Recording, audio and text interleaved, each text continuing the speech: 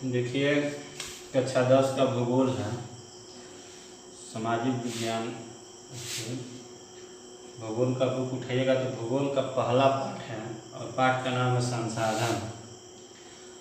संसाधन का अर्थ ही होता है जो वस्तु उपयोग में लाई जाती है उसे हम संसाधन कहते हैं। एक प्रश्न पूछा जाता है कि संसाधन किसे कहते हैं।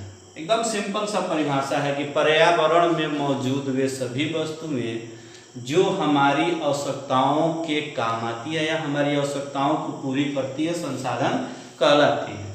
फिर एक बार देखिए, संसाधन किसे कहते हैं तो पर्यावरण में मौजूद वे सभी वस्तुएं जो हमारी आवश्यकताओं को पूरी करती है, संसाधन कहलाती है।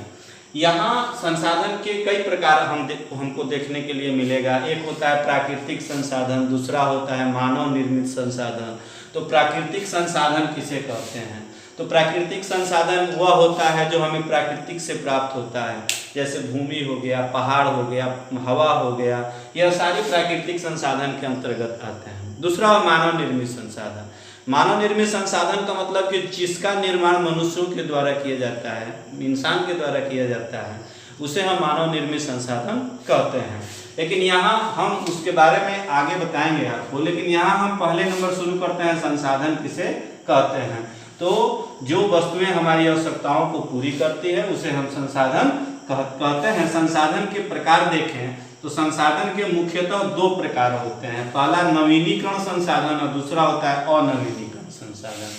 अब नवीनीकरण का मतलब नया नहीं होता है, अनवीनीकरण का मतलब पुराना नहीं होता है। नवीनीकरण का मतलब होता है ऐसे संसाधन जिसको हम मतलब प्रयोग कर रहे हैं और प्रयोग करने के बाद दोबारा बना नहीं सकते हैं, वह अनवीनीकरण संसाधन हो गया। और जिस संसाधन का हम प्रयोग कर रहे हैं, खत्म होने के बाद दोबारा बना भी ले रहे हैं, उसको हम कहते हैं नवीनीकरण संसाधन। फिर ध्यान दीजिएगा, नवीनीकरण जिसको नया बनाया जा सके, अनवीनीकरण जिसको और लग जाता है तो आपको पता है उल्टा हो जाता है। नवीनीकरण जिसे दोबारा प्राप्त किया जा सके, दोबारा प्राप्त किया जा सके। और अनवीनीकरण जिसे दोबारा प्राप्त नहीं किया जा सके। तो संसाधन के प्रकार दो मुख्य प्रकार होते हैं, नवीनीकरण संसाधन और अनवीनीकरण संसाधन। नवीनीकरण संसाधन किसे कहते हैं? नवीनीकरण संसाधन का मतलब होता है कि जिसको हम यूज कर रहे हैं और फिर जैसे सौर ऊर्जा हो गया, पवन हो गया, हवा हो गया, जल हो गया।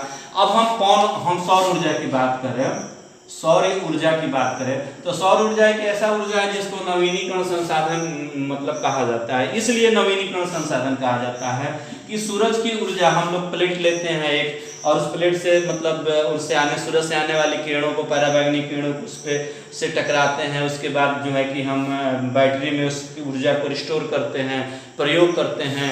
धीरे धीरे वो प्रयोग करते हैं, रात भर में खत्म हो जाता है, सुबह सूर्य निकलता है और हम फिर से उस ऊर्जा को बना लेते हैं। यह नवीनीकरण संसाधन हो गया।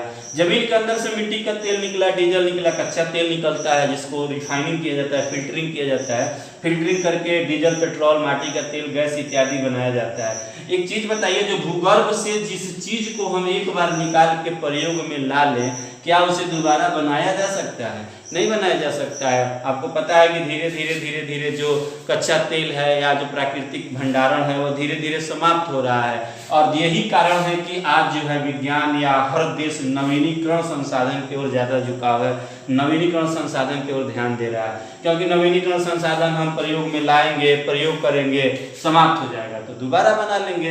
लेकिन अनवीनीकरण संसाधन धीरे धीरे इस पृथ्वी से समाप्त हो रहा है, फिर उसको हम बना नहीं सकते, या अगर बनता भी है, ऐसा नहीं कि